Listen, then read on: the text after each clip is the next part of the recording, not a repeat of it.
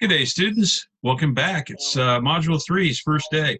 So let's go over a few things we're going to talk about in Module 3 that you're going to learn. I just want to do this quickly as possible so we can cover some things. The big thing I want to talk about is lens of history.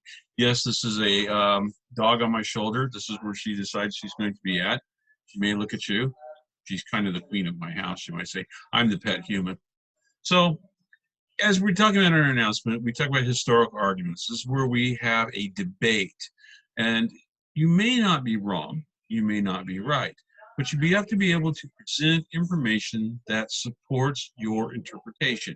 You also have to realize that the other side or sides will be presenting the information that they have that supports their interpretation. As we've seen with Zinn versus Schweikart, we can have differences of opinion on where we're going to be. Yeah, I have to put up with this all the time, guys. So it's not uncommon to see this, but we have to be able to support where we are and what we do. And it's okay to be wrong. It's okay to change opinions. It's okay to develop interpretations based on this. But we have to learn from each other as well as the things that we come up with in our research. So again, there's a little bit of stuff here on that. As we move along down the line, we come to what happens when a historian presents their findings or their interpretation. Usually this is phrased through an introduction. Introductions have a thesis statement. So we have a little discussion of stuff within the module here, a little content stuff on what thesis statements are.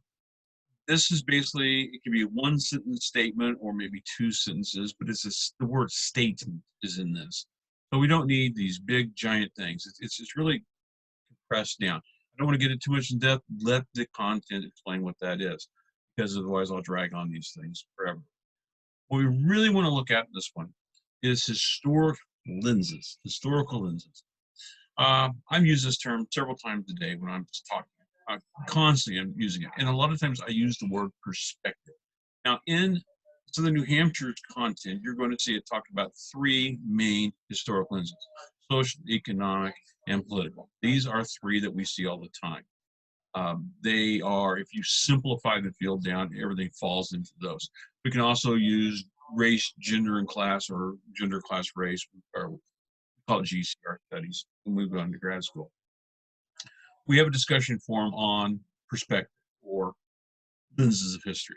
And basically, you're going to be talking about what lens you're using to conduct your research through. You can use more than one lens, and it's not uncommon. As a matter of fact, a good solid history will use multiple lenses because they all interlock together like this. So if we study South African apartheid, it's not just one thing only. There's all kinds of other things involved in that. There's political, economic, and social. They all come together, and there's other elements that come into that as well. But those three dominate, just like they do pretty much everything else that we have. American Constitution, obviously it's political, but at the same time, we see the social changes that have been wrought by the War of Revolution or War of Independence, and then we see other issues coming up with that, so social, political, economic, and there was a massive depression occurring right after the American War of Independence, and it wasn't getting any better. In fact, in some ways, it was getting worse, and the Articles of Confederation could not cope with that. So the Constitution was developed, and it was meant to address that. Those of you who are big Hamilton fans, which will be July 3rd on Disney Plus, big Hamilton fans, you realize that, of course, Hamilton's aspects of the Constitution, he's looking at that through that economic lens, along with political and social. But remember that Hamilton's the first Secretary of the Treasury when the Constitution goes into effect in 1789, and he addresses the economic issues. And you see a lot of stuff occurring, and I don't want to get into it, so spoil the song, spoil the musical for you. But at the same time, keep in mind that that's part of what comes out of the Constitution. So you can look at the Constitution through an economic lens. You can look at it through a political economic. You can look at it, include the social aspect, or however you wish to do that. So the idea behind these lenses, I've concluded a website that does a very good job of explaining. It does it through the GCR, the gender, the class, and the race aspect. They all tie into various other aspects as well. So as you do your conversations and discussions, explore their lenses, talk about the ones that you're going to use. And we also want to use this word perspective. Now, as you can see, I wear glasses. So, and I can tell they're blurring everything up. When we look at perspectives. Uh, when I'm doing my regular classes, I do this as well. I am a man. Other people in this class are female. I have a perspective that is naturally derived from being a male. Other people have a perspective naturally derived from being a female.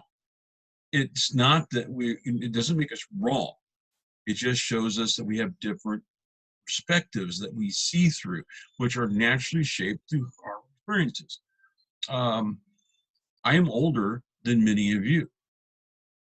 So I'm going to see lenses or perspectives based on my life experiences. Remember SNHU card. I'm going to see things based on my experiences that you don't have. You may have the same experiences or similar ones that occur to you over your lifetime. You may have different ones. That shapes our perspectives on how we see the world around us and how we see history. So as an older male, I will not see things the way a younger female will. I have had children. You may not have had children. I have grandchildren. Many of you don't have grandchildren. I see things differently because of that. Being older, I take a longer view of history. Of course, I also have a lot more training in history than you have.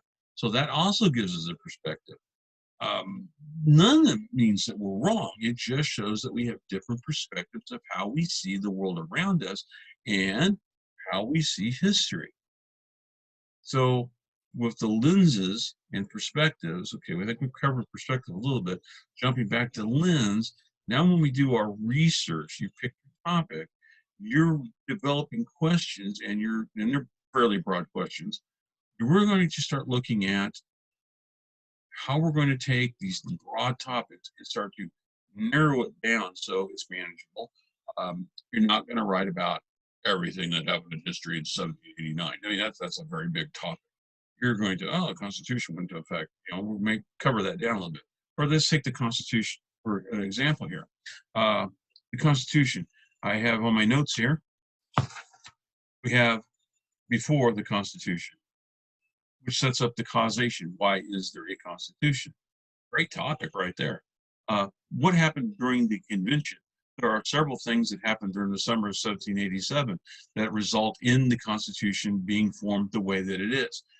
Do not make the mistake of saying, oh, the Constitution and the Bill of Rights. The Bill of Rights is not part of the original Constitution. It was not brought up, maybe some of the things in it were, but it was not developed at the Constitutional Convention of 1787. The Bill of Rights come later. So causation of Constitution, process of creating the Constitution, which where we get the Great Compromise, the Three-Fifths Compromise, that's where you start narrowing this stuff down. Ratification of the Constitution, it's not a slam dunk thing. The Constitution almost didn't happen. Almost wasn't created the way it was, and the ratification process, it narrowly was ratified. It came very close to not getting ratified. And who knows what would have happened had it not been ratified. That becomes subjective. And now, so the ratification process is a very important thing. Why did people oppose the Constitution? Remember we talked how great the Constitution is. Well, almost half the people opposed the Constitution, more than half when it was first presented to them. Over the course of the ratification debates, they changed their minds.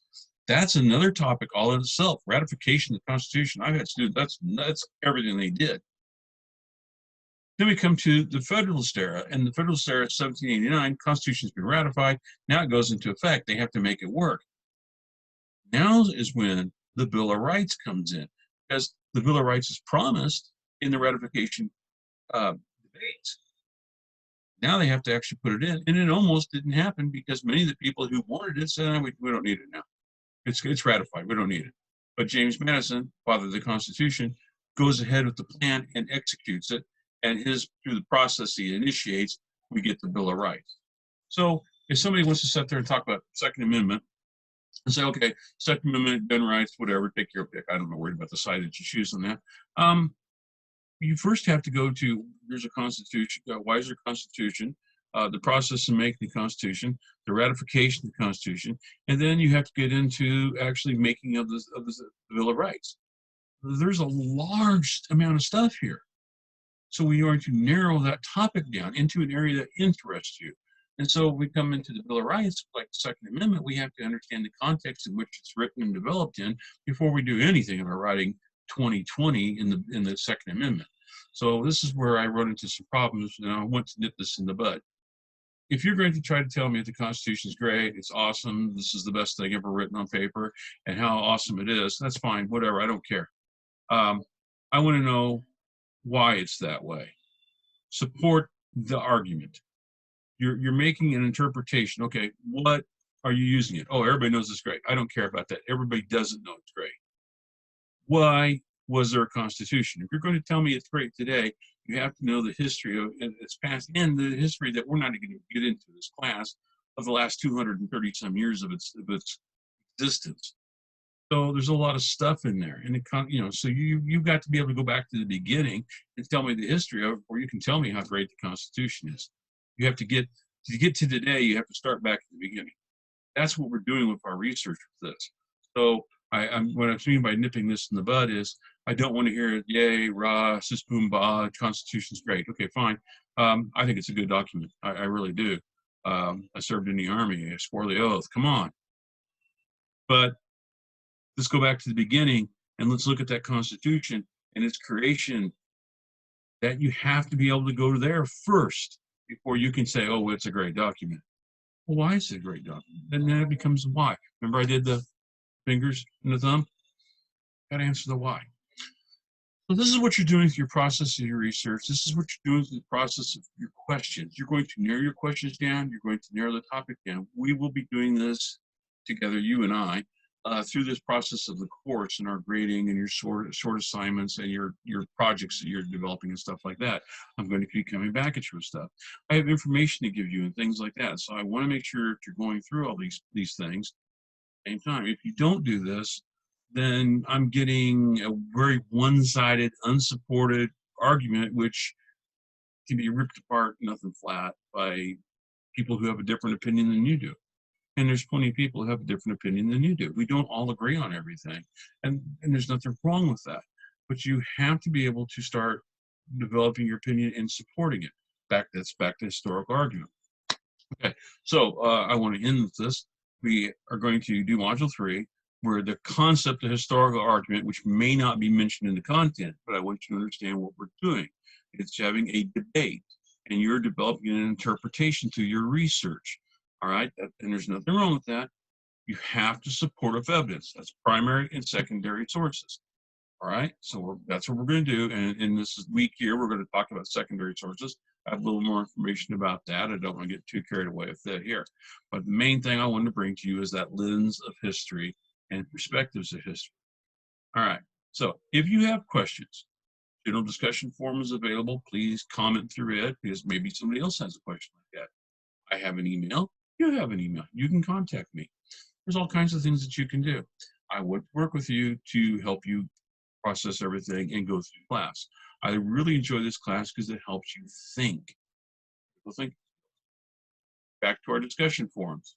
Discussion forums are due, the main initial post is due Thursday at midnight. If you're waiting till Sunday, you are not learning anything from the discussion forums. You are wasting your time. Do it Monday through Thursday. Your responses are due by the end of Sunday night. That's not a problem. I'm not grading this stuff until Monday. So, or Tuesday, or what day of the week I'm involved in. So, discussion posts, I wanted to discuss something about these discussion forums. We're online. It's asynchronous. We're not having video meetings and all this stuff like that. So your discussion forums become a way of conversation between you, myself, and the rest of the students. I went through these conversations and had a good time going through Columbia College when I went back to college. I had a wonderful time working in discussion forums. I made friends, people I still converse with today. I did the same thing in my grad school, which I have a group that I belong to. We talk all the time on social media. I had a group when I was at another grad school. So we want to make you aware of the conversation back and forth. The synergy becomes from these discussion forums. So you need to participate in it. It's not here's a quick sentence, okay, I'm done, whatever. You don't learn anything that way. Invest in your learning. It's not about money. It's about using this and taking your time and putting it into what you have around you. If you do that, you will learn more. You get back more than what you put into something, but you have to be willing to make that investment. The less you put in, the less you're going to lose. That's up to you. I can't teach that. All I can do is work with the people who want to learn. The people that don't want to learn, you're here. They're not. That's as simple as that. If you want to learn, you're going to put the time into the classes. You're going to come to college. If people don't want to learn, they wouldn't be here to begin with. So that's all there is to it. All right, enough of that. Spark argument, debates, supporting them. You do with your research. Research is done by going, asking questions, and then following up on the questions. You will narrow that down over time. Okay, it's part of a process. Secondary and primary sources, that's what you're going to use in your research. You will learn and discover them. And this week here, secondary source worksheet. The more you write down that you put into these worksheets, the better off you're going to be, because when you come back to it 3 weeks later, oh, what was the source for? Because you're dealing with a lot of information in other classes and other things in life. Writing stuff down is very helpful. Oh, that's why I did that. Okay, trust me, I've been there. So that's what we want to do with that there. And again, lenses, perspectives of history. Okay, that's all I really have for you. I hope that you have a good week. Again, discussion forums, good thing to do. If you have questions, general discussion forum, ask away, email me, I'll work with you. All right, with that in mind, you practice your social distancing, maintain distance from people, wear the mask out in public, try to keep each other safe. It's not just necessary for you, it's for the people around you. And we'll see how things go. Anyway, that's all I have. Have a good one. Enjoy Module 3.